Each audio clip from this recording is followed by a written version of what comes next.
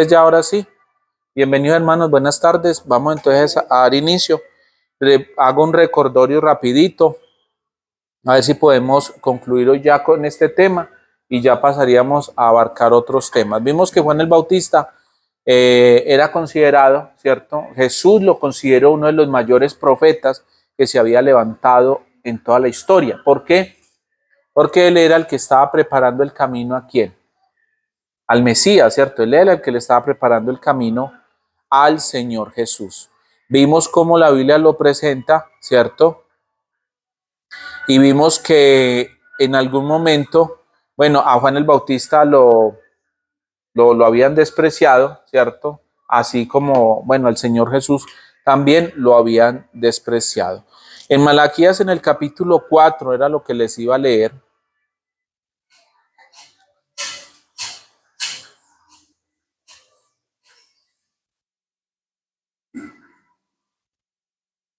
Recuerden que el rol de Juan el Bautista nunca fue traer nueva luz, ¿cierto?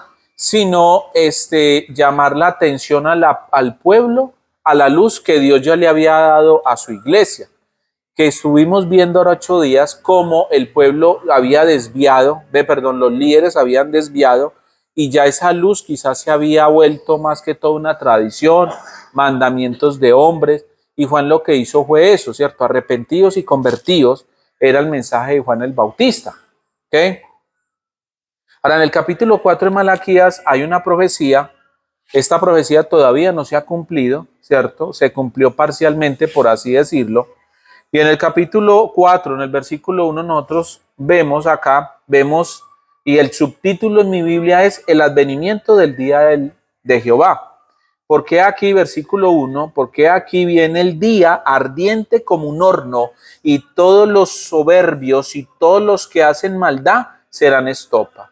Aquel día que vendrá los abrazará, ha dicho Jehová de los ejércitos, y no les dejará ni raíz ni rama. Ojo, que al pueblo de Israel se le llamaba como un árbol. No sé si ustedes sabían eso, pero era un calificativo que Jesús le dio a Israel, que Israel hacía una representación como si fuera un árbol. ¿Okay? Cuando está diciendo esto era porque para ese momento, cuando Juan el Bautista empieza a predicar y Jesús, recuerden que Jesús le tocó dejarlos a ellos en su cosa, ¿cierto? Y él se fue a establecer y hacer la misión aparte, digámoslo así. Versículo entonces 2, mas a vosotros, los que teméis mi nombre, nacerá el sol de justicia, y en sus alas traerá salvación. Y saldréis y saltaréis como becerros de la manada, hollaréis a los malos, los cuales serán ceniza bajo las plantas de vuestros pies, en el día en que yo actúe, ha dicho Jehová de los ejércitos. El 4, acordaos de la ley de Moisés, mi siervo, al cual encargué en Horeb ordenanzas y leyes para todo Israel.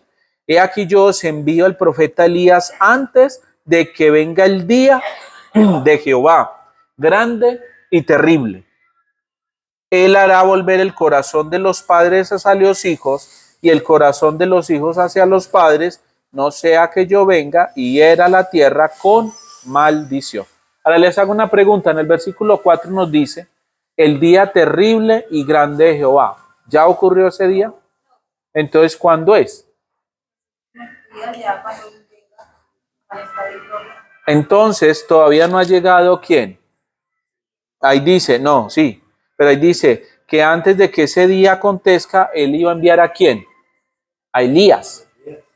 Entonces, ¿Elías no ha llegado todavía? ¿O cómo es? Voy a volverles a leer. Miren, pongan atención, ¿cierto? Recuerden que necesitamos comprensión de lectura. Dice, 5, he aquí yo os envío el profeta Elías, antes que venga el día terrible y grande de Jehová. ¿Ya el Señor envió a Elías? Sí. ¿Sí? ¿Cuándo lo envió? Digo yo que es otro tiempo. Entonces se refiere al Elías del otro tiempo, ¿no? ¿Cuál? Cuando vino Elías a este mundo, o sea, estuvo en este mundo. Elías no estuvo y no fue profeta. Sí, claro, sí fue profeta, pero ya vino el Señor, el día terrible de Jehová. Entonces, ¿cuándo es? para Dios un día es como 1000 años es un día. Sí, pero ¿por qué? No, perdón, pero ahí sí está haciendo una mala interpretación del texto. Y le voy a decir por qué. Porque esa cita la sacan del Salmo, no sé si lo has leído, ahí vas a ver la referencia, esa cita sale de un Salmo donde dijo David, mejor son que un día en tus atrios que 1000 fuera de él, ¿cierto? Cuando Pedro dijo que para el Señor, porque el Señor, hermano José, con todo respeto, para el Señor no se mide por el tiempo. Entonces, para el Señor no hay ni días ni años, ¿cierto? Entonces, cuando se hace una aplicación de esa, entonces uno puede decir, entonces pasaron 7000 años, ¿cierto? Como algunos han debatido y dicen, si ese principio y si esa aplicación que tú hiciste está bien, entonces yo podría decir que la creación duró 7000 años, ¿cierto que no? Entonces no puedo hacer la aplicación que tú acabas de hacer, ¿cierto? Porque, vuelvo y le repito, hermanos, hay algo importante en todo esto, y es que a veces nosotros, en la forma en que leemos, yo interpreto, porque eso es respetado. Es como que para Dios el tiempo, y cuando hago esa expresión, o la Sí. hice, cuando la hice en el concepto de que para Dios el tiempo, para Él no es algo que le afecte. Ok. ¿En qué sentido? Ok. En que Él puede decir, cuando dijo que iba a liberar el pueblo de la esclavitud y eso, y que iban a entrar a la tierra prometida, estuvieron 40, para mí 40 años es mucho. Para mí, la verdad, eso es una Sí. eternidad. Ajá. Pero la promesa de Dios se sostuvo, ¿cierto? Y para Él ese tiempo no era tanto. O cuando, por ejemplo, le prometió el hijo a Abraham, ¿cierto? Sí. A Sara. Llegó a viejito. Para mí llegar a viejo y no tener hijos, para mí eso es una eternidad, o sea, para mí. Pero para Dios no. Ok. Entonces, en ese concepto lo tomo. Ok. Amor, ¿qué ibas a decir? Este Elías de este versículo es un pueblo que va a tener las mismas características cuando existe Elías. Que también va a preparar el camino y va a preparar a las personas para que venga Jesús en su segunda venida. Así es, gracias. Ok. Esa era la respuesta. Era la respuesta, ¿por qué? Claro, gracias, hermano Víctor. Muy bien. Y mire, porque Elías ya vino, obvio, fue un profeta, pero Elías no le preparó el camino a Jesús, ¿o sí? No, él no lo hizo. Y si ustedes ven el contexto de la cita, está hablando desde la segunda venida de Cristo, o sea, que antes de que Jesús venga tienen que haber un Elías, otro Elías, ¿cierto? ¿Cuál es la misión de este Elías?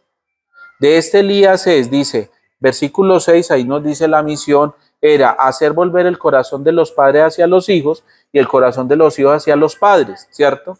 Ese era el trabajo del Elías que va a venir. Ahora, en una primera instancia, cuando Juan el Bautista llegó, lo compararon ¿con quién? Con Elías. Le dijeron, ¿eres tú Elías? Dijo, no, yo no soy Elías. ¿Por qué ellos le hicieron esa pregunta? Porque estaban esperando esta profecía, que esta se cumpliese. Y el que les dijo, no, yo no soy Elías. Es más, al mismo Jesús le preguntaron, ¿eres tú Elías? Dijo, no, yo no soy. ¿Cierto?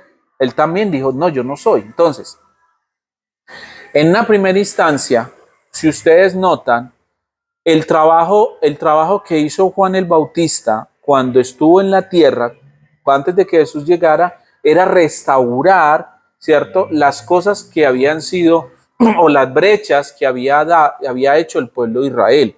Porque recuerden que ellos habían hecho muchos daños, ¿cierto? Ellos habían vuelto el sábado una carga, habían vuelto todo un problema. Y Jesús vino a hablarles y Juan el Bautista vino a reparar quizás ese daño. Ahora, la hermana White cumple uno de los papeles del Elías.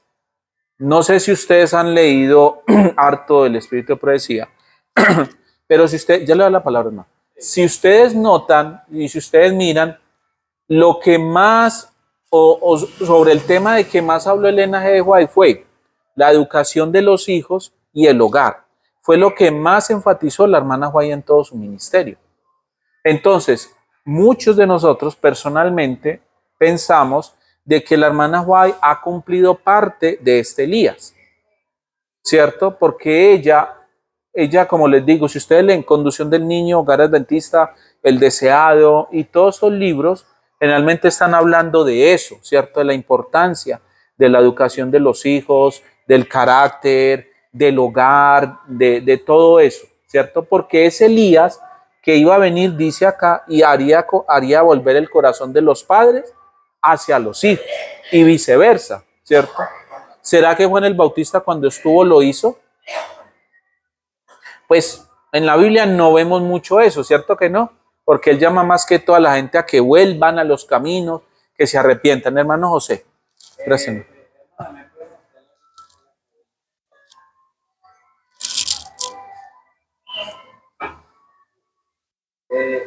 Hermano, sino que, ay, pues, tengo una pregunta. Sí, Acá habla sobre un Elías, ¿cierto? sí, Entonces, según lo que escuché de su esposa, daba a conocer que era como ese Elías vendría siendo unas personas en estos tiempos que van a tener como las características que tenía esa persona, Elías, ¿cierto? sí. ¿De dónde saco yo eso para fundamental? ¿Me Ok, van a entender? sí, Porque si a mí me pregunta alguien, yo le salgo con eso, me va a decir, venga, fundamenteme eso. claro. Porque acá me está hablando de una persona, no de un grupo de personas que va a tener esas características en estos tiempos. Ok, Que es muy diferente porque pasa a ser de singular a plural. ya. ¿Sí? Ok, listo. Gracias, hermano José, por la... Ok, tendríamos que, vamos a hacer, apenas termine esto, vamos a hablar del tercer Elías, porque hay tres Elías, hay un Elías histórico, ¿cierto? Hay un Elías profético y hay un Elías final, ¿ok? Nosotros, en cierta medida, nosotros, digamos, el pueblo, la iglesia adventista, termina siendo el tercer Elías, que se va a encargar de preparar el camino al Señor, así como lo hizo un primer Elías. ¿Cierto? A ellos deben de tener ciertas características porque la Biblia y el Espíritu de Profecía lo presenta así. Si lo tomamos literal como lo que tú acabas de decirme, entonces yo te hago una pregunta. ¿Tú crees que va a venir una persona que se llama Elías que va a preparar el camino al Señor antes de que venga? No, espere, es el hermano José. ¿Cómo lo interpretarías entonces tú? No sé por qué, o sea, no sé porque ahí la Biblia me habla sobre una persona, Claro, ¿cierto? sí, Obviamente, pues no debería ser una sola persona que cumpla pues la función, ok, ok. pero también debo demostrar No, que sí, no claro, es una sola persona, sí, porque hay otros que tal vez sí lo interpreten así. Entonces, cuando nosotros predicamos con fundamentos, ¿cierto que sí? sí, claro. Y esos fundamentos en esto que usted está hablando no los tengo. Ujú. Entonces lo que quiero es tenerlos para que cuando haya alguna cosa yo los pueda especificar. Ok, listo. Eso es lo que quiero. Ok, mire, hermano José, no sé si usted de pronto se ha dedicado a estudiar un poquito la profecía, pero cuando nosotros estudiamos la profecía, nosotros tenemos que tener muchas variantes en el tema de estudiar la profecía, ¿cierto? No, usted no puede hacerle una interpretación literal a la profecía, porque usted va a terminar como los evangélicos, como los hermanos evangélicos. Por ejemplo, cuando usted estudia en el libro de Apocalipsis, en el capítulo 11, habla de dos testigos, ¿cierto? Yo hace mucho tiempo tenía un amigo que era de la luz del mundo, si no estoy mal. Y entonces una vez él empezó a hablarme de los dos testigos y él me dice que en el tiempo final van a venir dos profetas, dos testigos, y que los van a matar y los van a quemar. Y yo le dije, ¿de dónde sacó eso? ¿Cierto? Y yo le dije a él, ¿dónde está eso? Me dijo, no, ahí está en el libro de Apocalipsis, ¿cierto? Entonces, si yo leo el texto, ¿cierto? Y lo interpreto como lo leo, yo puedo llegar a esa conclusión y esa conclusión no es lógica, ¿cierto? Porque si usted va a Apocalipsis 11, les pongo un ejemplo, ¿cierto? Pero cuando termine vamos a hablar del tercer Elías. Voy a sacar el tiempo y vamos a estudiar todo el tercer Elías para que usted vea que sí, y hay mucho material para que uno pueda llegar a conclusión, perdón. Miren lo que dice el capítulo 11, versículo 3 de Apocalipsis, dice, y daré a mis dos testigos que profeticen por 1270 días vestidos de cilicio. Estos testigos son los dos olivos, ¿cierto? Y los dos candeleros que están en pie delante del Dios de la tierra. Si alguno quiere dañarlos, sale fuego de su boca de ellos y devora a sus enemigos, y si alguno quiere hacerles daño, debe morir él de la misma manera. Ok, y ahí sigue diciendo, y dice que estos dos testigos los mataron en una plaza, ¿cierto? ¿Lo has leído? Ok, está Apocalipsis 11. Entonces la pregunta es, ¿cierto? Entonces, ¿estos dos testigos quiénes son? Entonces serán dos personas que vienen, así como tú decías, es que está en singular y no está en plural. Es que usted no se puede fijar en eso, ¿cierto? Cuando estudiamos profecía o cuando uno estudia profecía, uno tiene que tener estos detalles porque, claro, yo puedo hacerle una interpretación literal, como están haciendo hoy en día, ¿cierto? Hablando del tercer templo, que están esperando. Muchos hermanos están poniendo los ojos en Jerusalén, que porque van a construir el tercer templo, que ya viene el arrebatamiento de la iglesia. No sé si ustedes han escuchado todo eso. Y todas las doctrinas son jesuitas, no son establecidas, o sea, bíblicamente no está bien. ¿Cómo, hermano? Exacto. Porque los pentecostales creen en el arrebatamiento. Entonces, si yo hago una interpretación literal, claro, yo puedo decir, no, estos dos hombres en cualquier momento vienen y los van a perseguir 1260 días, como dice acá. Ahora, el libro de Apocalipsis, ¿es literal o es simbólico? Es simbólico, ¿cierto? Ahora, la profecía, la que estamos viendo de Malaquías, ¿es literal o es simbólica? Tiene que ser simbólica, no puede ser literal, porque Jesús primero no ha llegado, ¿cierto? No ha llegado el día terrible de Jehová, ni grande, y como decía ahí, este hará volver el corazón de los hijos hacia los padres. Vuelvo y les repito, yo no escuché ni he leído que Juan el Bautista hubiese hecho esa obra, porque él lo compararon con Elías. Hermana Paz. Muy bien. Sí, eso fue en la supremacía papal. Claro. Entonces, ahí no puedo hacer una aplicación literal, ¿cierto? Porque porque no se puede. Lo mismo ocurre con Elías. Lo que pasa es que nosotros, vuelvo y le repito, si yo me centro solamente y digo, no, tiene que venir un Elías, un hombre tiene que ser, no. Es un grupo de personas que no van a parecerse a Elías, sino que van a tener ciertas características que Elías tenía.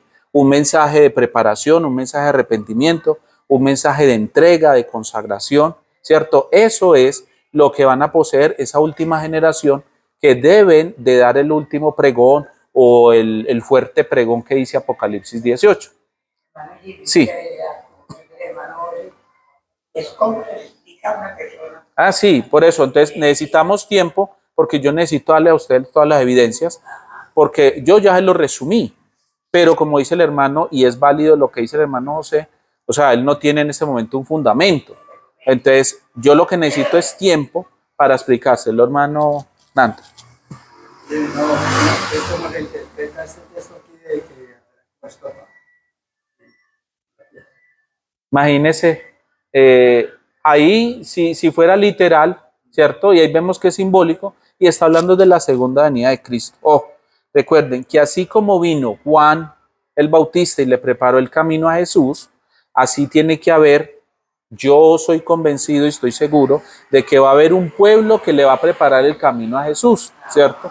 Yo lo interpreto y muchos lo interpretan, ¿cierto?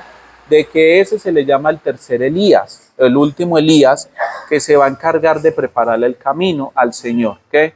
Ahora, ese grupo, en otras palabras, yo lo traduzco como los 144,000, porque esa es la misión de ellos, ¿cierto? Porque ellos van a estar, miren, es que es más, si nosotros empezáramos a estudiar y ustedes vieran el paralelismo que hay con Elías al tiempo final, ustedes van a ver, y que eso es lo que yo voy a hacer. Yo les voy a mostrar a ustedes el Elías profético, para que primero les voy a mostrar el Elías histórico, ¿cierto? Donde está Acab, donde está Jezabel, cómo decretaron matarlo, cómo habían falsos profetas, ¿cierto? Y en el tiempo del fin va a haber lo mismo, ¿ok? ¿Quién sería Acab en profecía? ¿Qué representaba Acab en la antigüedad? El poder civil, ¿sí o no? Porque él era el rey. Hoy en día representa a Estados Unidos de Norteamérica. En el tiempo de Elías había una mujer y dice que era una ramera, ¿cierto? Ok.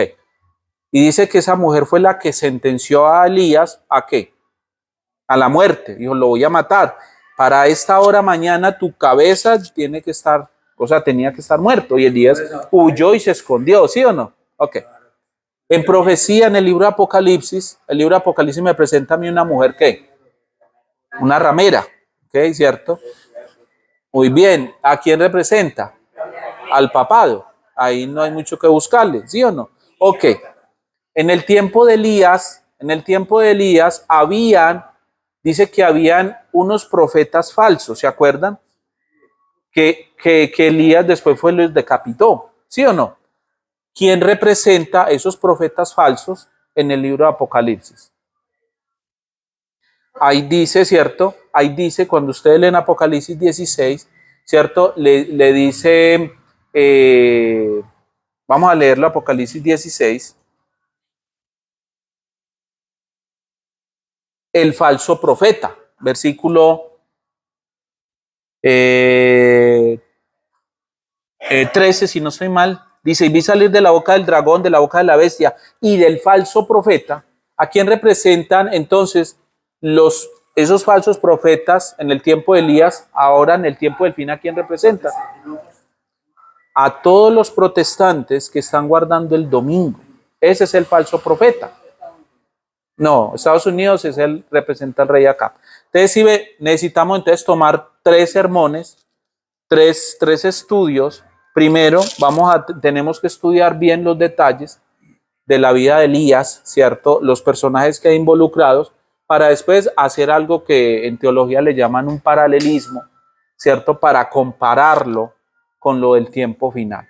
Si ustedes leen la historia de Moisés, si ustedes leen la historia de Esther, ¿cierto? Ustedes pueden hacer un paralelismo con lo que va a ocurrir en el tiempo final. En el tiempo de Esther hubo un decreto de muerte, ¿se acuerdan? ¿Sí o no? En el tiempo del fin va a haber un decreto de muerte. Sí, es que todas las historias, hermanos, no fueron simplemente para yo contarle a mi hija, de, ay, mira esta historia tan linda. No, esas historias también fueron escritas con una finalidad, ¿cierto? O sea, son historias que tienen un propósito, ¿ok?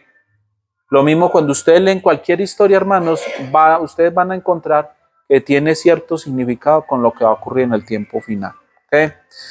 Volvamos otra vez al tema. Entonces quedamos pendientes para 3 temas. Yo los tengo en mi computadora, sino que quiero terminar ¿cierto? Porque si no vamos a ir por las ramas, vamos a ir espicoteando. Y gracias al hermano José por la inquietud, porque sí es bueno, eso es bueno que ustedes expresen lo que ustedes sientan, y ustedes están en desacuerdo, eso, hermano, es válido, ¿cierto? Y como lo que él dice, uno tiene que hablar con argumentos, ¿cierto? Pero bueno, como no era la temática mía, surgió así de la nada, pero vamos a abordarlo apenas termine esto. Vamos al libro de Lucas. Vamos a ver que uno de los trabajos que Juan hizo fue reparar y restaurar lo que se había dañado. Y el rol de él, bueno, enfáticamente fue preparar a un pueblo para la primera venida de Cristo. Ese fue el trabajo que hizo Juan en el capítulo 1, versículo 17 de Lucas, Lucas 1:17. Dice, e irá delante de él con el espíritu y el poder de Elías, para hacer volver los corazones de los padres a los hijos y de los rebeldes a la prudencia de los justos, para preparar al Señor un pueblo sí dispuesto. Entonces, vuelvo y les repito, como les dije hace un rato, cuando ustedes leen los libros de la hermana White, que en este momento hay 80 libros al español, pero creo que son como 100 en inglés, ¿cierto, hermanos? La mayoría de los libros que escribió Elena G. White fue en base a ¿qué? Hacia los hijos, hacia la educación, cómo formarlos, cómo guiarlos, cómo orientarlos. Es más, hago un paréntesis en todo esto. Ustedes saben, bueno, yo les he comentado, yo estoy ahorita haciendo un curso, estoy haciendo un diplomado en consejería, y entonces, ¿qué día estábamos viendo el tema de las emociones? Nos estaban explicando el tema de las emociones, ¿cierto? Y hay un libro que se llama La neuroplasticidad del cerebro. no sé quién ha escuchado, es una ciencia que hay, donde los científicos han llegado a comprobar de que el cerebro es como una plastilina, ¿ok? En el sentido de que usted lo puede como resetear, como que usted lo puede volver a formar, digámoslo así, para que cree nuevos hábitos. Eso se llama neuroplasticidad, es una ciencia médica. Entonces, hace poco los científicos descubrieron que todo lo que la madre siente, ¿cierto?, se lo transmite al bebé a través de la placenta y del cordón umbilical, hablando de las emociones, ¿ok? Entonces, y la hermana White, no sé si ustedes lo han leído, hay un libro muy, muy hermoso que se llama Ministerio de Curación, y hay un capítulo que se titula La Madre. Y en ese capítulo la hermana White está hablando del embarazo. Y ella dice ahí, ese libro se escribió más o menos hace más de 150 años. Los científicos hace más o menos 50, 60 años descubrieron lo que le estoy comentando. Que todo lo que la madre sienta se lo va a pasar al bebé. Y la hermana White ya lo había dicho. Ella dijo que cualquier cosa, que si la madre está feliz, está triste, que todo eso lo absorbe el bebé. Entonces cuando el bebé nace, imagínense, nosotros, muchos, venimos ya con problemas, ¿de dónde? Desde el vientre. Mire, yo conozco una muchacha y la muchacha usted la ve y ella es así y le mira las uñas y es como la mitad, ¿cierto?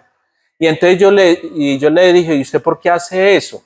Me dijo, no, yo no sé, es como un tic mío, es cuando estoy nerviosa. Y entonces hablando con la mamá, yo le pregunté que cómo había sido el embarazo de esa hija. Ella me contó, me dijo, mi embarazo cuando estaba embarazada de ella, era que mi esposo, yo estaba muy joven, yo estaba muy niña, y él me dejaba encerrada, la casa era en madera, ¿cierto? Él me dejaba encerrada, le echaba candado y él se iba a beber con mujeres en los bares. Y yo me quedaba mirando por una andija, comiendo uñas a ver cuándo llegaba él. Entonces todo eso se lo pasó ¿a quién? Es genético todo eso. Claro, y la hermana fue por eso, yo no sé si ustedes han leído, que ella dice que ojalá que cuando uno se fuera a casar, uno se preparara con tiempo, con años antes de casarse. Y dos, que cuando usted fuera a tener un bebé, usted debería tomar un tiempo considerable antes de engendrar, porque hay muchas razones y ella habla de eso. Hoy ahora la ciencia, ahora con el estudio que yo estaba haciendo, hermano, la ciencia ya comprobó que eso es verdad. ¿Quién le reveló eso a la hermana White? Dios. Tuvo que haber sido Dios porque el diablo no creo. ¿Sí o no? Es más, en algo vamos a hacer una serie donde vamos a hablar cómo la hermana White estaba a la par y estaba más adelantada de la ciencia. ¿Okay? Porque hay muchas evidencias que ella habló cosas, hermanos, que recién ahorita la ciencia lo está descubriendo. Eso no pudo haber sido así de la nada, ¿cierto? Tuvo que haber alguien que estaba detrás de todo eso, inspirándola, guiándola y dirigiéndola. Pero cuando yo escucho personas que dicen que no, que el Espíritu predecía, solamente son consejos, a mí me da tristeza eso, porque es que el Señor la inspiró a ella, ¿ok? La inspiró como inspiró a los profetas para que diera un mensaje y ella no vino a contradecir lo que Dios dijo, sino a ampliar lo que Dios ya dio, ¿cierto? Entonces vuelvo y le repito, ella habló demasiado y así como Juan el Bautista preparó el camino, el Señor también le dio mucha luz a la hermana White para que nosotros nos preparemos, ¿cierto? Para ayudar a preparar a la gente para la segunda venida de Cristo, ¿ok? Entonces vamos a San Mateo en el capítulo 3, que ustedes conocen, y aquí también vemos pues que Juan el Bautista dijo algo. San Mateo capítulo 3, versículo 1 hasta el 3 dice, en aquellos días vino Juan el Bautista predicando en el desierto de Judea y diciendo, arrepentíos porque el reino de los cielos se ha acercado, pues este es aquel de quien habló el profeta Isaías cuando dijo, voz del que clama en el desierto, preparad el camino del Señor, enderezad sus sendas. Entonces, ¿cuál era el trabajo de Juan el Bautista? Preparar el camino de quién? Del Señor, ¿cierto? Él habló, inicialmente él empieza hablando del tema del arrepentimiento, habló también, ¿cierto?, en conexión a un reavivamiento y a una reforma. Porque se acuerdan cuando fue donde Herodes, ¿se acuerdan ustedes? Herodes se había casado ¿con quién? Sí, con una mujer, sí. Pero ¿quién era ella? Ah, muy bien, era su cuñada, ¿cierto? Y él se casó con la cuñada. ¿Y qué hizo Juan el Bautista? Les dijo, bueno, arrepiéntase. ¿Y qué tenían que hacer? Arrepentirse, ¿cierto? Y bueno, y entregarse al Señor. Y por ese detalle fue que Herodiana quiso matar ¿a quién? A Juan, ¿cierto? Es más, utilizó ¿a quién? ¿Cómo se llamaba la hija? A Salomé, ¿cierto?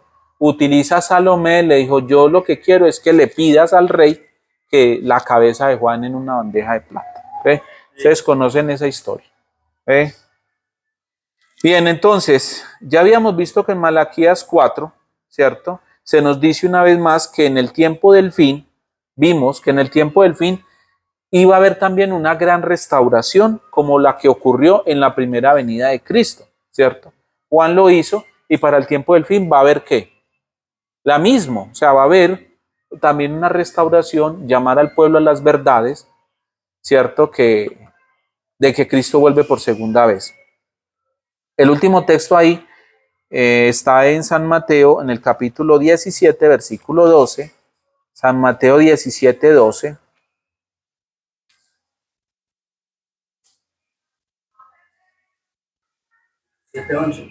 Mire lo que dijo el Señor Jesús, ¿cierto? Respondió, la verdad, Ajá. Él vendrá primero, Ujú. restaurará todo. Sí, leíste el 12, Nando. No, el 12, el 12. Sin embargo, os digo, Ajá. Elías ya vino, Oiga, Elías ya vino. no lo conocieron. Ajá. Antes hicieron con él todo lo que quisieron, así también el Hijo del Hombre padecerá de ellos. Entonces, ¿a quién estaba haciendo alusión Jesús en este momento? A Juan el Bautista. Ahora, les voy a explicar algo porque quizás no lo hice y de pronto pueda generar confusión. Cuando Juan el Bautista llegó a hacer su ministerio, Juan el Bautista tenía las características de Elías en el sentido de misión, ¿ok? Porque Elías, ¿cuál fue la invitación de Elías? Bueno, también fue arrepentirse, ¿se acuerdan? Por eso decapitó los 450 falsos profetas, ¿cierto? Los decapitó, porque él también estuvo llamando a ellos a que se arrepintieran. Entonces, cuando la Biblia habla de que vendrá Elías, no es la persona física, sino de qué? De la misión que cumplió Elías, ¿cierto? El último Elías también va a cumplir ¿qué? La misma misión. Ahora, un detalle que quizás no le expliqué es que este Juan el Bautista tenía características ya personales, ¿cierto? También de Elías. Porque no sé si ustedes, no sé si saben ustedes que los profetas en la antigüedad tenían un estilo de vestimenta muy particular y diferente a todos. ¿Sabían ustedes eso? ¿No? Tenían una ropa diferente. Ok, ¿cómo se vestían? Muy diferente a la argentina. Sí, pero ¿cómo? Así de animales. De camello. Y de eso. Muy bien. Muy bien, los profetas, un ermitaño. Ah, muy bien.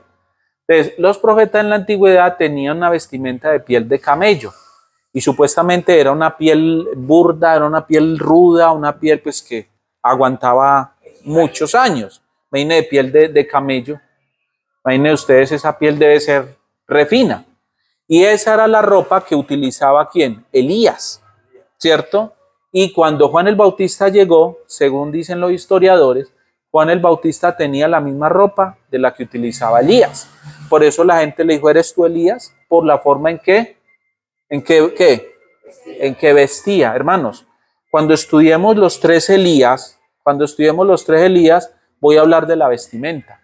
Porque el último Elías se va a diferenciar también por la ropa que usa. Bueno, y Sí. la vestimenta de ellos tenía algo que ver, Sí, claro, hermano. algo particular. Claro, era eso, de que los otros utilizaban otro tipo de material, pero los profetas en ese caso utilizaban era piel de animal. Por ejemplo, miren, hermanos, es que aquí muchos temas que tendríamos que hablar. Bueno, yo creo que vamos a tener, creo que un año, ¿cierto? Un año para que hablemos de eso. Cuando ustedes estudian el tema del santuario, ustedes van a ver que Dios inclusive ideó y diseñó la ropa del sacerdote. ¿Se acuerdan? En algún momento vamos a estudiar también el santuario y ustedes van a ver la importancia que tiene la indumentaria en un hijo de Dios. Porque los profetas tenían una ropa especial. ¿Sabían ustedes eso? La ropa del sacerdote, es más, el Señor mandó y les dijo que diseñaran los calzoncillos del sacerdote y les dijo de qué material. Generalmente la ropa que utilizaba un sacerdote era una tela, ¿cierto? Que le hacían una abertura nomás para ellos meter la cabeza y ellos se lo amarraban con un cinto. Y esa tela era blanca. Cuando ya ese era el sacerdote diario, pero cuando llegaba el día de la expiación, el que era el sumo sacerdote de todos, él tenía que sobre esa ropa ponerse lo otro. ¿Qué era lo otro? El pectoral, ¿cierto? El efod, ¿qué más? Aquí llevaba 2 esmeraldas, el tumín y el urín, ¿cierto? Y llevaba como una bata acá, donde tenía unas campanitas en el ribete, en la parte de abajo. Y en la cabeza llevaba una mitra de oro. Eso lo ponían encima de la ropa que ya tenía. ¿Se acuerdan que la hermana esta mañana estuvo hablando del manto de Jesús? ¿Cierto? Y una vez yo le expliqué a ustedes ese pequeño detalle. ¿Por qué ella dijo que tan solo tocar el borde del manto de Jesús? ¿Se acuerdan? Que yo una vez les expliqué a ustedes eso. Porque eso también tiene una apreciación valiosa. Porque, sí, miren, los sacerdotes, ellos se ponían unas túnicas y encima ellos se ponían así como una ruana. Y esas ruanas tenían como unas cosas como colgando. ¿Han visto que hay unas ruanas, eso, con unos flecos? Y ellos utilizaban eso para diferenciarse de toda la congregación. Por eso Jesús dijo, ellos andan con su filantería, ¿cierto? O con sus flecos. Pero ellos lo hacían era por pompa y orgullo, ¿cierto? Sí. Que usaba Jesús no tenía como cosido, sino que era una sola pieza. Muy bien. Entonces, ¿qué vestidura tendría Jesús hablando en el santuario? La de sacerdote. Esa vestidura que tenía Jesús era la vestidura que utilizaban los sacerdotes en la antigüedad. O sea, ven, entonces todo eso casa, ¿cierto? Entonces, hay varios aspectos y es más, lo que dice el hermano José, recuerden que por eso echaron suerte sobre sus ropas, porque es que ese tipo de tela era demasiadamente fina y no era que eso lo compraba usted como ir allí al baratillo a promoción de 10,000 y de 20,000. No, era ropa que era costosa, pero era muy fina, ¿cierto?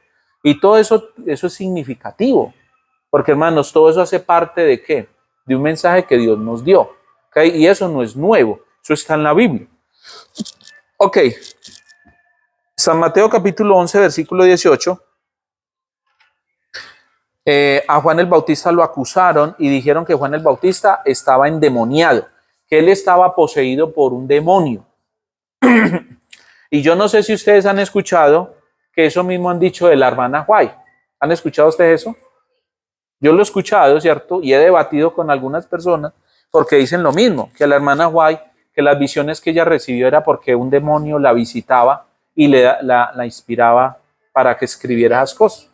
El mesmerismo, gracias. Y le dijeron a Dios que él sacara los demonios por el mismo Belcebú. Claro, imagínese.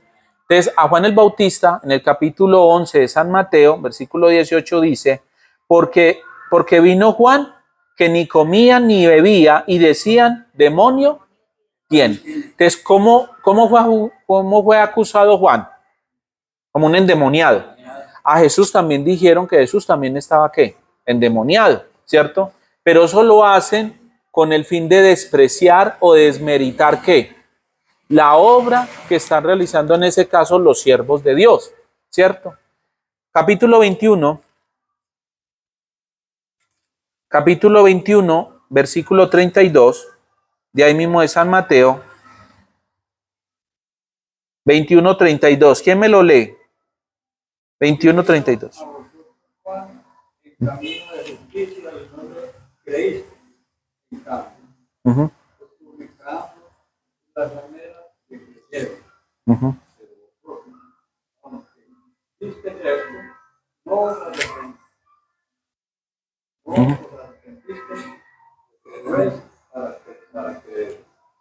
Muy bien, en el contexto Jesús está hablando de Juan el Bautista y dice, Jesús tuvo que reprender a los jefes y a los sacerdotes, ¿cierto? Y a los ancianos, porque mucha gente creía en quién, en la misión de Juan, ¿cierto? Y muchos se hicieron bautizar, pero ellos ¿qué? Ellos no creían en Juan, ellos no creían en Juan el Bautista. Es más, acuérdese que una vez Juan estaba bautizando y llegaron varios judíos, varios sacerdotes, ¿cierto? Y él les dijo, generación de víboras, ¿quién nos enseñó a huir de la ira venidera? O sea, Juan les dijo, estos son hipócritas, ¿cierto? Que rechazaban, atacaban el mensaje o la misión que estaba haciendo Juan, pero por otro lado lo buscaban ¿para qué? Para ser bautizados por él, ¿cierto? Les digo, bueno, ¿quién le enseñó a ustedes a cómo huir de la ira venidera? Otro versículo que me gusta mucho está en San Lucas, en el capítulo 7, porque aquí vemos que como los sacerdotes, o digámoslo así, en ese momento eran como los ministros del momento, mire lo que hicieron con Juan el Bautista, Lucas 7, 29 y 30. Lucas 7, 29 y 30.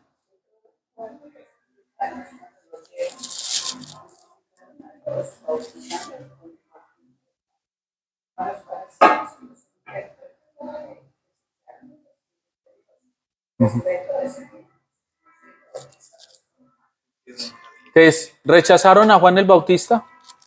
¿Quiénes? ¿Quiénes? Los líderes de ese momento rechazaron ¿a quién? No, a Juan. Recuerden, estamos hablando, sí, a Jesús sí, pero recuerden que venimos hablando es de Juan, de Juan. Entonces, rechazaron a Juan el Bautista, ¿cierto? Por la misión que él venía realizando. Lo mismo va a pasar hoy, ¿no? Está pasando. Ponen los mensajes, dan un mensaje que es y ya lo tildan de... Ok, vamos a San Mateo en el capítulo 17. Entonces, sí, en San Mateo 17, vamos a ver que ellos hicieron con Juan el Bautista lo que quisieron, ¿cierto?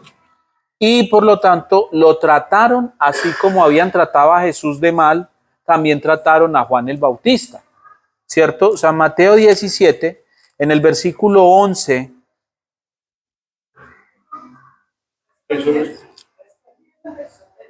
Uh-huh. Uh-huh. Hasta el 13.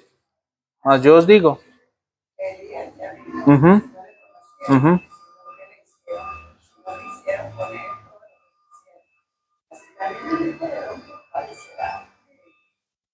Sí, el 13. Ah, miren, ¿de quién está hablando Jesús? De Juan el Bautista. ¿Qué le hicieron a Juan el Bautista? Y mire que Jesús comparó a Juan el Bautista ¿con quién? Con el Elías, ¿cierto? Mire, no, ese no era Elías, sino que traía las características de la misión ¿de quién? De Elías. Ahí es donde nosotros, si entendemos eso, entonces yo ya voy a poder entender que el último Elías va a tener las características ¿de qué? De la misión y el trabajo que hicieron ellos también, ¿entienden? Por eso hablábamos Unas características que se van a presentar en misión. este tiempo hasta que, Sí. como decía el texto, Sí, exacto. Entonces nosotros estamos encargados en cierta medida de hacer esa labor, de preparar al mundo, ¿cierto?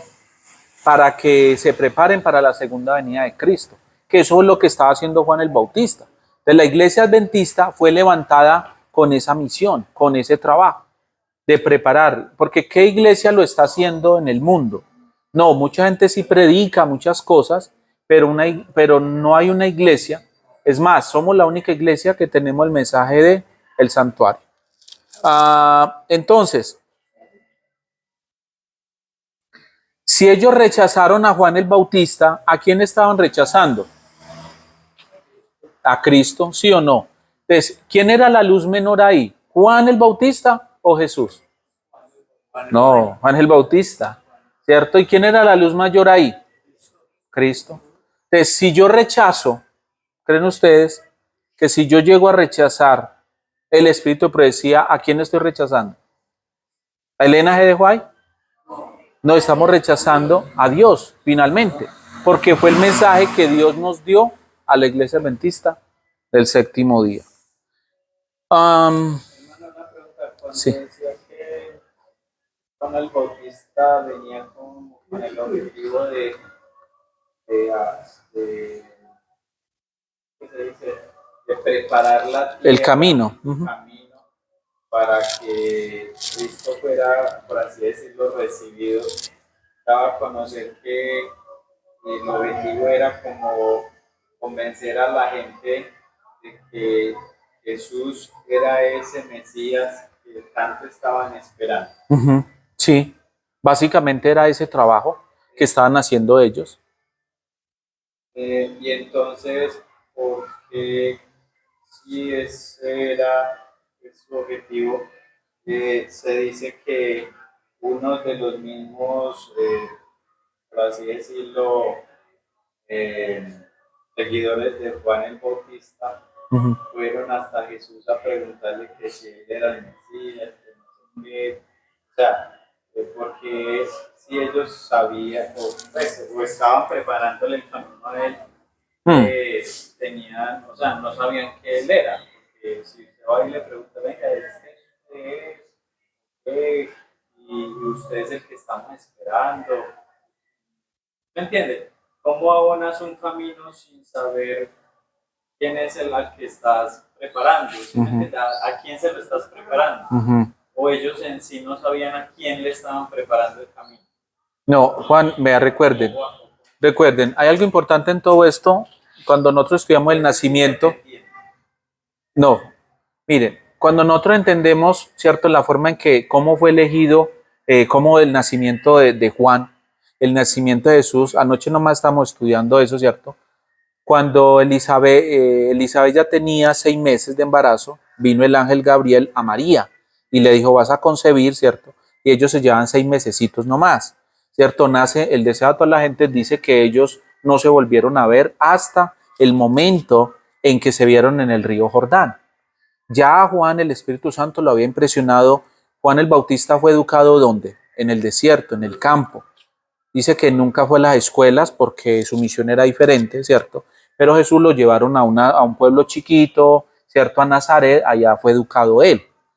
Entonces, ya Juan el Bautista, ya el Señor se encargó de revelarle la misión que él tenía que cumplir, ¿ok? Y él ya sabía, porque muy probablemente su mamá le contó, ¿se acuerdan? Porque ellas hablaron y ella le contó, ¿cierto? De que ella estaba embarazada por obra y gracia del Espíritu Santo. Y que el ángel le dijo que el que iban a hacer era ¿quién? El Salvador del mundo. Ahí lo dice San Mateo y lo dice Lucas, ¿cierto? Entonces María ya sabía, ¿cierto? Pero ella no dimensionaba realmente lo que eso significaba. Pero ella sabía que tenía el bebé. Es más, anoche estábamos estudiando, y perdón que me amplíe un poquito, anoche estábamos leyendo de que María fue muy, muy valiente al aceptar esa responsabilidad de tener el niño Jesús, porque en la antigüedad, si una mujer que había sido desposada, o sea, desposar es que yo hago un contrato con Diana, digo, bueno, yo voy donde los papás, yo me voy a casar con Diana, entonces aquí está mi dote, porque uno lleva una plata, ¿cierto? Lo que tenga, acá está el dote y se podía demorar 1 año para casarse. Eso lo había hecho José, se había desposado, o sea, todavía no eran marido y mujer, tenían un contrato de casarse. Pero si ella en ese año fornicaba, a ella la apedreaban y la mataban. Por eso cuando ella le dice al ángel, vas a concebir, vas a quedar embarazada, y dice que ella fue muy valiente al decir, sí, he aquí la sierva del Señor, hágase tu voluntad. Ella estaba convencida de lo que estaba haciendo era la voluntad de ¿quién? De Dios, pero no le importó su vida, porque ella sabía que si la gente le daba cuenta, podían ¿qué? Apedrearla, la podían matar según la ley de Moisés. Entonces dice el texto que José dudó y él dijo, no, yo la voy a dejar más bien, ¿cierto? Pero el ángel esa noche le apareció y le dijo, no la vaya a dejar, porque ella está embarazada y va a tener al Mesías. Entonces él dijo, bueno, listo. Y él se levanta, dice, al otro día, él fue y la cogió, o sea, dijo, no, venga, porque yo la voy a cuidar, ¿ok? Entonces empieza el nacimiento, ¿cierto? Empieza la obra. Y Juan el Bautista, muy probablemente ya su mamá le había contado esa historia, es que mi prima está embarazada del Mesías. porque ellos ya sabían porque el ángel ya se los había revelado, eso no era un misterio, el ángel les habló a cada una, tanto a Zacarías como a María, ¿cierto? Entonces, quizás Juan creció con eso en la mente de que usted le va a preparar el camino al Señor, y él se lo preparó. Cuando él ve venir a Jesús, ¿cierto? Él dijo, he aquí San Juan 1:29, he aquí el Cordero de Dios que quita el pecado del mundo. La gente pensaba como el poder que tenía Juan para predicar, la forma de hablar, pues la gente se agolpó hacia él porque pensaban de que él muy probablemente era el Mesías. Cuando ya lo ven y ven todo el acto, y por eso mire que Juan el Bautista le dijo, no, bautíceme usted mejor a mí. Le dijo, no, conviene que se cumpla la escritura, así que bautíceme. Y Juan lo hizo. Y después Juan dijo algo, ¿se acuerdan? A mí conviene que menguar y a él crecer. ¿Qué quiso decirle él a toda la gente que estaba ahí? Que lo siguieran a él. Cuando se va a la cárcel, la gente se chasqueó y dijo, bueno, pero Juan no era pues. Entonces ya le dijeron, va, pregúntenle a él. Entonces ellos fueron a correrle, Señor, ¿eres tú Elías? ¿Eres tú el Mesías? Él dijo, vea, porque Juan mandó a unos de sus discípulos a preguntarle a Jesús, y a Jesús, ¿qué les dijo? ¿Qué les dijo? Que los milagros que había hecho, o sea, todo lo que él había hecho, que fueran y le contaran. Ah, ok. Él le dijo, mire, dígale a Juan que los muertos resucitan, que los paralíticos andan, que los ciegos ven, que los sordos escuchan y los mudos hablan. Vaya, dígale eso. ¿Qué le quiso decir? ¿Qué le quiso decir? Yo soy el Mesías, no necesitaba más. Cuando él escuchó, dijo, ah, sí, listo, ya, él era el Mesías, ya terminé mi misión. Es más, tan triste la muerte de Juan, ¿cierto? Pero imagínense el corazón y el carácter que tenía Juan, que a él no le importó morir preso en una cárcel. Él no le importó. Imagínense cómo tenía él eso acá metido en la cabeza, de tan importante que él dijo, no, vea, pero dígale a Jesús que me saque de aquí. Yo tantos días predicando y me va a dejar morir acá. No, eso es injusto. Me parece muy mal hecho de Dios, ¿o no? Imagínense el nivel de convicción que él tenía, que él no le importó morir preso en una allá y morir de una manera tan terrible, ¿no? Man. La hermana Juárez que le dijo respecto a por qué metieron a ese señor a la cárcel. ¿Cuál señor? A Juan. Ah, al señor Juan. Ve, hermano, hay algunas cosas que de pronto nosotros necesitamos entender, y es que a veces el Señor permite muchas cosas en la vida de nosotros, ¿cierto? Y en la forma en que Él murió, quizás para muchos fue una derrota o fue una pérdida, ¿cierto? Pero el Señor Jesús lo enalteció y Él dijo, no se levantará un profeta mayor que este. Él dijo, Juan ese es profeta mayor aún que los otros, porque Jesús lo resaltó la obra y la misión de Juan el Bautista. ¿Por qué murió él allá? Porque así tenía que ser, ¿cierto? Porque muy probablemente si él hubiera salido, muy probablemente la gente se hubiera agolpado también detrás de él y se hubieran formado dos bandos. ¿Se acuerdan lo que pasó con Pablo y con Apolo? ¿Quién era Apolo? ¿Se acuerdan ustedes? Dice que era un hombre muy erudito, un hombre muy preparado, un hombre muy versado en las escrituras, ¿cierto? Y el hombre lo seguía mucha gente. Y a Pablo también, porque Pablo tenía las mismas características. Y entonces ya llegan a Corinto y Pablo empezó a alegarle, le dijo, bueno, que ni de Apolos, ni de nada, aquí somos de Cristo. Se habían formado dos bandos políticos religiosos dentro de la iglesia. Entonces, si Juan hubiera salido, quizás la gente, no por Juan, ¿cierto? Sino por la gente, se hubiera agolpado. Pero él dijo, no, síganlo a él. Ya mi misión terminó, sigan con él. Y eso fue lo que hizo. Para mí es como si Juan se hiciera a un lado. O sea, Juan se quita para que la gente siguiera al Mesías, ¿cierto? Para mí es una obra de, digámoslo así, de carácter, que Juan reconoció la supremacidad que tenía el Señor Jesús. Ahora, creo que van a empezar los hermanos también. Hay algo que quería terminarles con estos dos versículos, porque, miren, las personas, hermanos, y ojo con esto, las personas que son apóstatas, ¿cierto? Siempre, hermanos, van a negar a los profetas de Dios. ¿Okay? Una persona que es apóstata niega a los profetas de Dios. Y eso está más que verídico y ya les vamos a leer dos textos para que ustedes vean eso. Porque nunca, una persona apóstata nunca va a amar a los verdaderos profetas de Dios. En la antigüedad se veía. ¿Qué es un apóstata? Apóstata es abandono de la fe en la cual yo he creído. Ejemplo, ¿cierto? Si yo he creído que el sábado es el día del Señor y empiezo a guardar el domingo, ¿en qué me convierto? En un apóstata, ¿sí o no? Ok. Vamos a ver dos ejemplos acá, dos textos. Bueno, tres textos, vamos para que ustedes vean que los apóstatas siempre han odiado a los profetas verdaderos de Dios. ¿Ok? Por eso cuando yo digo que una persona, hermanos, odia o ni siquiera o desprecia los testimonios o el espíritu de profecía, pues para mí me da tristeza escuchar eso. En segunda de Corintios, en segunda de Crónicas, perdón, vamos al capítulo 36. Sí, segunda de Crónicas 36.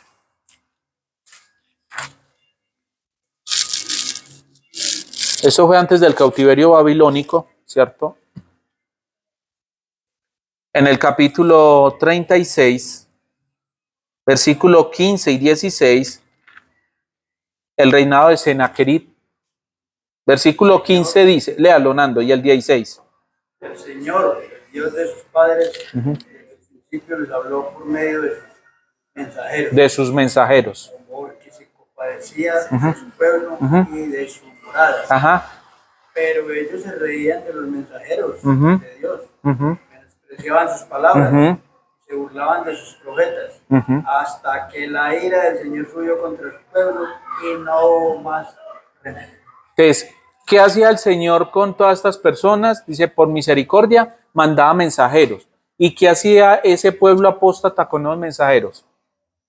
Dice, los despreciaban, ¿cierto? Dice acá. Y recuerde que habíamos leído un texto, ahora 8 días lo leímos, que Juan el Bautista le dijeron el mensajero del Señor. ¿Se acuerdan ustedes? Ok. Una vez le preguntaron a la hermana Juay, ¿es usted profeta? ¿Y ella qué contestó? No, yo soy la mensajera del Señor. No sé si ustedes sabían eso y eso lo dice ella. Eso está en notas biográficas del linaje de White. Eso está escrito, ¿ok? Entonces, ¿qué pasaba con los mensajeros? Dice que los despreciaban y hacían escarnio, o sea, se burlaban o creaban cualquier clase de difamación de esos mensajeros. Como hoy en día se hace en la política, ¿cierto? Para tumbar un político, lo que hacen es eso, escarnio. O sea, le inventan, no, es que eso es homosexual, es que eso, es narco, cualquier cosa le inventan, ¿cierto? Para acabar con la fama de esa persona. Lo mismo tratan de hacer. No sé si hay varios libros. Hay un libro que se llama La mentira white o La mentira blanca. No sé si de pronto, y no lo vayan a leer, pero ahí son hermanos que han salido de la iglesia adventista y escribieron y pusieron en el libro algunas aparentes contradicciones de la hermana White. ¿Okay? Así que terminamos con este versículo en San Mateo 23. Sí, San Mateo 23, 37. Que es muy conocido, hizo una declaración, estas son palabras de Jesús, hablando de los profetas que él ha enviado, porque el Señor con qué fin ha enviado los profetas al pueblo, de ayudarles a la oleada de apostasía para que ellos, y vimos de que el Espíritu de profecía es como una brújula, que es para que el pueblo no pierda el rumbo, para eso Dios levanta profetas. Jerusalén, Jerusalén, que matas ¿a quién? A los profetas y apedreas a los que te son enviados. ¿Cuántas veces quise juntar a tus hijos como la gallina junta sus polluelos debajo de las alas y no quisisteis? He aquí vuestra casa os es dejada desierta. Entonces, ¿qué pasa con los apóstatas? ¿Qué van a negar? ¿Qué van a negar los apóstatas? A los profetas. No van a querer, porque los profetas, ¿qué van a hacer? Porque es que el profeta va a poner el dedo en la herida, ¿cierto? Y el profeta va a llamar al pueblo primero a un reavivamiento y a una reforma. Y la gente le gusta el reavivamiento, pero no les gusta la reforma. La gente no le gusta que hablen de reforma, ¿cierto? ¿Qué día teníamos, bueno, hace unos meses tuvimos una reunión en la central. Entonces alguna hermana le hicieron la observación al pastor al pastor Freddy de ciertos vestimentas que estaban utilizando las hermanas en plataforma y en una campaña que hubo allá, y una hermana pues se subió no muy decentemente. Entonces, ustedes saben que en campaña es complejo manejar todo eso porque es complejo. Entonces, algunas hermanas de la junta que estábamos ahí le hicieron la observación al pastor Freddy.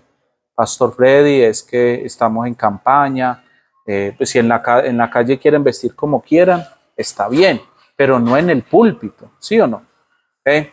Porque ustedes saben que hay ropa que no es tan prudente. ¿Por qué? Porque se les ve, ¿cierto? Ok. Entonces la hermana pues había subido con un chicle, ¿cierto? Ese día con una camiseta más o menos como por acá, y estaba acá en la plataforma, ya estaba cantando. Entonces varios hermanos le hicieron la observación al pastor, ¿cierto? Se le dijo al pastor eso, que algunos estaban inconformes con el comportamiento y la actitud de eso.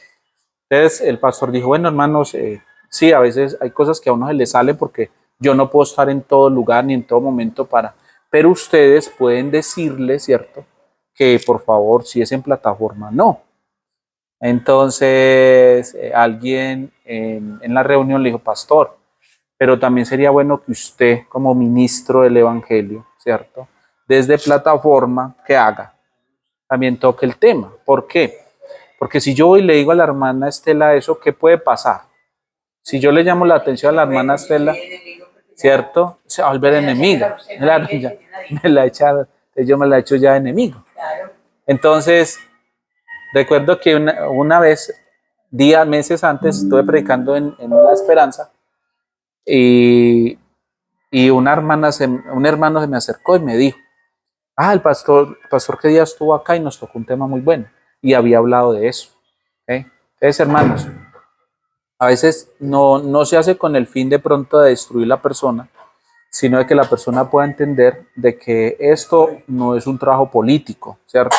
De que aquí no estamos hablando para cualquier persona, lo estamos haciendo para la honra y la gloria de Dios. Como decía Pablo, si coméis, si bebéis, si qué, y si hacéis otras cosas, debemos de hacerlo pensando en qué, en eso. Así que bueno, con ese fin y con ese plan fue que Dios levantó a los profetas, ¿cierto? ¿De qué? De que ayudaran, ¿cierto? De que ayudaran a guiar y a orientar al pueblo, porque uno tiene la tendencia a desviarse. Señor les bendiga, vamos a terminar con una oración.